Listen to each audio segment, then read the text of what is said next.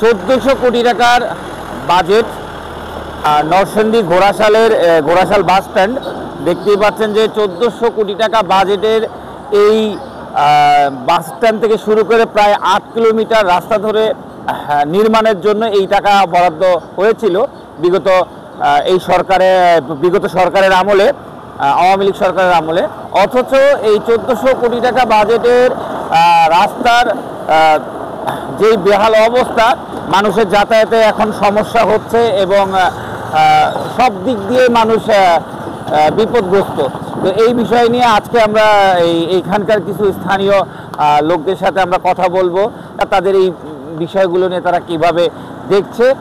15 বছর আওয়ামী লীগ থাকার আমলে তারা কোনো কাজই করে না। এই রাস্তাটা গত বিএনপির আমলে করা হয়েছিল, সুন্দর অবস্থানে ছিল। 15 বছর তারা কোনো কাজ করে না। এই যে বিপুল পরিমাণে ট্যাক্স ভ্যাট এই ইন্ডাস্ট্রিয়াল এরিয়াতে পাচ্ছে, তারপরে উন্নয়নের কোনো কিছুই তারা নিচ্ছে না এবং প্রশাসনও কোনো দেখছে না। সংশ্লিষ্ট কর্তৃপক্ষ এটা উদাসীন। কারণ এই রাস্তাটা 1400 কোটি টাকার, আমরা শুনছি 1400 কোটি টাকা 2018 সালে এইটা বরাদ্দ হয়েছিল।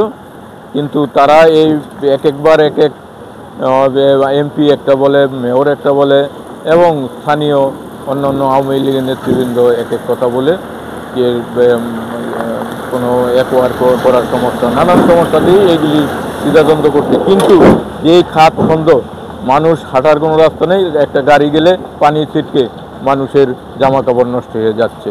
এটা অনেক পরিতাপের বিষয় এবং এত দুর্ভোগ বাংলাদেশে কোনো রাস্তা আছে কিনা আমার জানা নেই। আমি আজকেও, আপনারা জানেন যে আমি নির্বাহী প্রকৌশলী, সড়ক ও জনপথের কাছে একটি স্মারকলিপি দিয়ে আসছি এই রাস্তা যেন দ্রুত সংস্কার করে নির্মাণ করে মানুষের এই দুর্দশা লাঘব করে। এই রাস্তাটি একমাত্র রাস্তা, বিকল্প রাস্তা নেই। এই পলাশ থানার এই স্কুল, কলেজ, এই প্রাইমারি স্কুল বলেন, মাদ্রাসা বলেন, ইন্ডাস্ট্রি বলেন, শ্রমিক জনতা এই লেখাপড়ার স্কুলে যাওয়া শিশুরা পর্যন্ত এই ভোগান্তির শিকার হচ্ছে।